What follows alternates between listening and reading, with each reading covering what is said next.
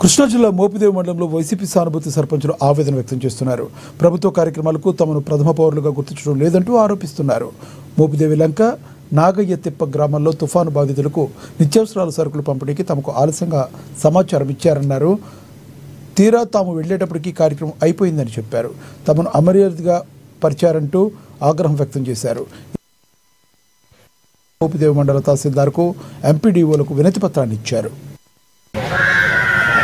ఈ రోజు మోందా తుఫాను కారణంగా పునరావాస కేంద్రాల్లో ఉన్న వారికి, అగ్నికుల క్షత్రియులకి అందరికీ బియ్యము, పామాయిలు మరియు నిత్యావసర సరుకులు పంపిణీ చేయడం జరిగింది. దాని కారణంగా సర్పంచ్గా నన్ను, మా మోపిదేవి మా పక్కనున్న సచివాలయ పరిధిలో ఉన్న మోపిదేవి సర్పంచ్ గారిని ఈఆర్ఓ గారు పిలవడం జరిగింది. పిలిచిన 10 గంటలు రమ్మన్నారు. మేమిద్దరం 10 నిమిషాల్లో అక్కడ చేరుకోవడం అయింది. చేరుకున్న పిదప ఇవ్వటం అయిపోయింది, వెళ్ళిపోండి అని చెప్పారు. ఎలాగ నేను దాని మీద కంప్లైంట్ ఇవ్వడం జరిగింది.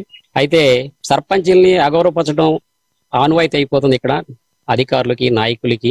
గతంలో కూడా నాకు పంచాయతీలో రోడ్లు వేస్తుంటే తీర్మానాలు అడిగారండి. నేను అడిగిన మరుసటి తీర్మానాలు ఇస్తాను, కానీ దానికి కొబ్బరికాయ కొట్టడానికి కానీ, ప్రారంభోత్సవాలు కానీ మమ్మల్ని పిలవకోకుండా చేసేసుకోవటం, ఇట్లా సర్పంచ్ని ప్రథమ పౌరుల ఇబ్బంది పెట్టే మనుషులు ఇక్కడ తయారైపోయారు. దీని మీద చర్యలు తీసుకోవాల్సింది కదా సంబంధిత శాఖ అధికారులు, ఎండిఓ గారికి, ఎంఆర్ఓ గారికి మరియు కలెక్టర్ గారికి. మొందా తుఫానుకి నిత్యావసర సరుకులు ఎంఆర్ఓ గారు, అదేవిధంగా ఇంకా విఆర్ఓ గారు ఈ కార్యక్రమానికి వచ్చి, మోందా తుఫాను కార్యక్రమానికి వచ్చి నిత్యావసర సరుకులు ఇవ్వడం జరిగింది.